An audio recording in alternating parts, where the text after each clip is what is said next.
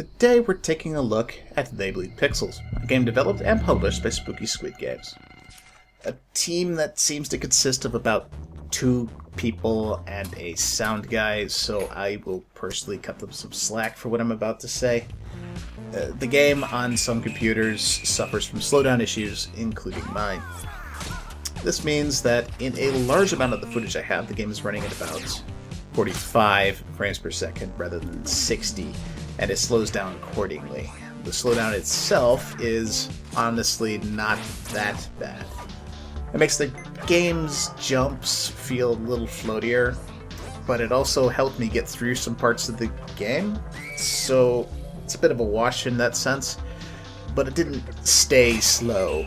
It flipped between 45 and 60 frames per second with no rhyme or reason, and that kept screwing with my jump timings. In a precision platformer like this, that will get you killed a lot. I actually contacted Spooky Squid via email, and to their credit, we tried to figure out what was causing this, but had no luck. They are, however, apparently looking into recoding the game in C++/SDL, which should fix the problem.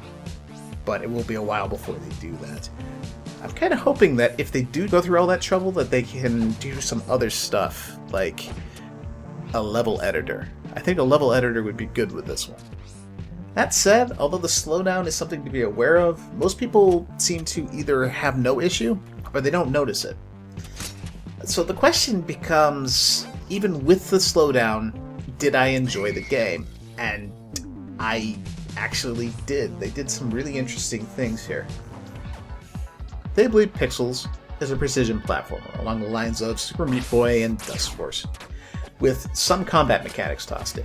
This means you will probably die a lot, and it will usually be 2 spikes. But I really found the deaths to be unfair. Usually it was a mistake that I made, mistiming a jump, or just trying to figure out how to get through a section. And once you figure it out, it's easy. Well, except for when the slowdown thing happened, but that's another issue. To be fair though, I really like challenging games like this, so that didn't bother me. I swear I'm one of the few people on the planet that actually likes I Want to Be the Guy as a game, not a torture sim. The story is really quite simple, and it's some odd mix of the Cthulhu mythos and The Cat Came Back. You play an unnamed girl who is stuck at, let me see if I can pronounce this, Lafakido's Academy for Troubled Young Ladies for, I'm gonna go with she was probably being possessed. I mean, just look at her eyes. She then finds a book that's bleeding and obviously has to get her hands on it. This book slowly turns her into a purple-skinned, blade-handed demon thing that is made of milk. At least I hope it's milk. She explodes in white. The funny part is she seems more annoyed than distraught over the whole transforming into a demon thing. I think that supports my she's possessed theory. She then tries to ditch the book in increasingly elaborate fashions, but has nightmares, and the book is back each morning. I love these moving comic-style cutscenes that they use. The pixel art is good, and these actually do a better job telling the story without any words than many games do with walls of text and pages of dialogue, which I really appreciate. It's something that a lot of people seem to overlook. Games and comics are a visual medium. You should be able to show things. You don't have to spell it out in text every time. The level design is quite good most of the time. There are some issues with blind jumps, but with the quick reloads, the screen panning ability, and the sheer amount of air control you have, I never had much issues figuring out where to go or what to do. Each set of levels seems to reflect the path the book takes to get back to her. So, say the book is wrapped in chains and tossed into a river, results in a series of levels featuring bridges, chains, and water imagery, and an overabundance of the annoyingly slime-slicked platforms, but hey. The gameplay itself is pretty tight. The controls are nice and responsive. I did find myself wishing that I could rebind the kicking to a separate button from the claw attacks. However, the game uses a one-button combat system that, for the most part, works. But sometimes I ended up kicking when I wanted to attack, and attacking when I wanted to kick. This is particularly annoying because the attacks damage things, and kicks move them around without hurting them. So they're two completely different moves, and you don't want to get them confused. This was a particular problem when I was running away from a wall of saw blades, or trying to fight on slimed surfaces, or other things where it just gets tense and you end up pushing buttons you don't need to. As you collect blood drops and perform flashy kills, you fill your combo meter, which is this lovely blade at the top of the screen.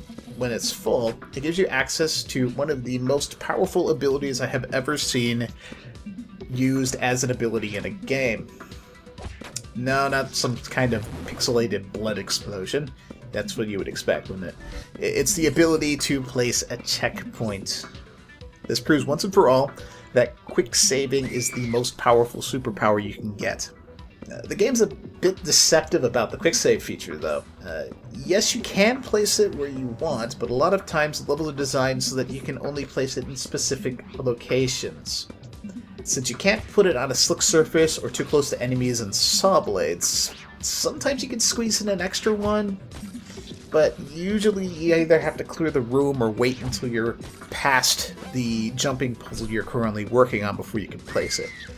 Although what it does do is it forces you to kill things and collect the collectibles and so on. This is stuff that I would personally frequently skip in a lot of games, because I don't go for the whole high score thing. But because when you're killing things and you're collecting these, it gives you a checkpoint. There is a very tangible incentive to kill everything as flashily as possible, which is actually kind of nice. The interesting thing is, the game's combat is actually pretty good, but it only features 4 enemy types. I call them Stretch Armstrongs. That probably takes away from their shambling horror thing that they got going on, but hey.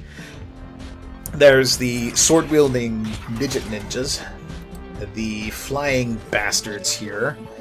Those things freaking murder you at every opportunity by knocking you into spikes. And then there's the oh god, ghost, oh god. They actually work a little bit like Boo's and Mario, although the game doesn't really do a good job of explaining that. They only come at you when you're not looking at them until you've tried to fight them. As soon as you've tried to strike them, then they start going for your head, and it's really, really unpleasant. On paper, this doesn't seem like a lot of variety for the enemies, but they use them so well. They're usually positioned in such a way that you can't just... You're not just fighting them, they're part of the obstacles. And I'm actually kind of glad that there's a limited number, because a large number would be harder to keep track of what all of them do. I didn't even find it repetitive to fight them all the time, which is something that I was kind of surprised about, actually. The game only has 11 levels in it, but they are large ones, so you get more game time than you would think, especially if you factor in deaths. Obviously, depending on your skills with the game length will differ. For me, the game took about... It's hard to say. I have 8 hours of footage, but Steam says I clocked 12 hours into the game. I'm sure a lot of that was me trying to fix the slowdown problem, however. So I'm going to say it's about 8 hours to clear. A lot of which were the last few levels, I'm sure, because I ended up dying 50, 60 times per level for the last 3 or 4. That wasn't fun. And like I said, those levels are hard. Really hard. They have a huge demand on your precision with the platforming and the controls and the combat, and the slowdown was just murdering me left and right there. In fact, if it wasn't for the slowdown, I would have no trouble recommending this game at all. Well, assuming that you enjoy precision platformers and have the patience for something like this. There's some people that I know that I would not recommend this, or Dark Souls, or Meat Boy, or any game like that to, ever. But even with the slowdown, I would still kind of recommend it. But I wouldn't fault anyone who wanted to wait until there was a fix before they picked it up, just in case. That's it for this review. Until next time, Toka out.